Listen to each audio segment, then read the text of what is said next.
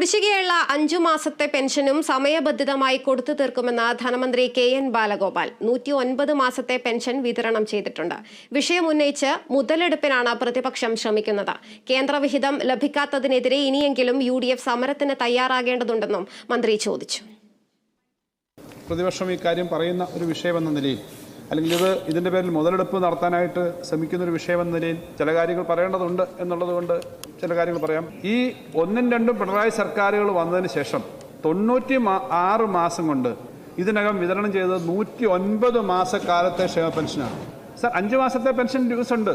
പക്ഷേ ഈ പറഞ്ഞ ഈ മാസം തന്നെ ഒരു ഗഡുവും കൂടി കൊടുക്കുകയാണ് സർ. ഏപ്രിൽ 24 മുതൽ സാമൂഹ്യ സുരക്ഷാ പെൻഷൻ കുടിശ്ശിക തീർത്ത് സമയബന്ധിതമായി നൽകും എന്ന് പറഞ്ഞിട്ടുണ്ട് എന്നാണ്.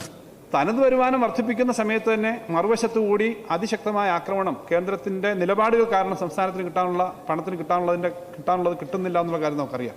സർ, ഇക്കാര്യത്തിനകത്ത് രാഷ്ട്രീയമായ എതിർചേരിയിലാണെങ്കിലും ഇക്കാര്യങ്ങൾ ഒരുമിച്ച് ചേർന്ന് സംരക്ഷിക്കേണ്ടവരാണ് നമ്മളെന്നാണ് ഞങ്ങൾ വിശ്വസിക്കുന്നത്. അതിനുവേണ്ടി എന്ത് സമീപനം എടുക്കുന്നുണ്ടോ എന്നുള്ളത് ഒന്ന് ആത്മവിമർശനം നടത്തുന്ന നന്നാവും പ്രതിപക്ഷം.